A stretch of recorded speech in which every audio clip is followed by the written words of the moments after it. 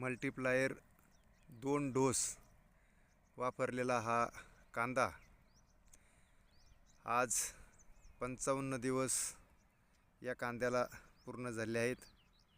तुम्ही पाहू शकता कांद्याची ग्रेनरी, कांद्याच्या मानासुद्धा या ठिकाणी अगदी चांगल्या पद्धतीने जाड व्हायला सुरुवात झालेली आहे। ग्रेनरी एक शेंडासुद्धा त्या ठिकाणी पिवळा दिसत नाही असा हिरवागार असणारा कांदा ही फक्त मल्टीप्लायर खताची या ठिकाणी किमया आहे।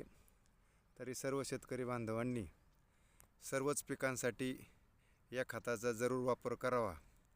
या खताच्या वापराने रोगप्रतिकारक शक्ती वाढते आणि रासायनिक खर्च या ठिकाणी कमी होत असतो।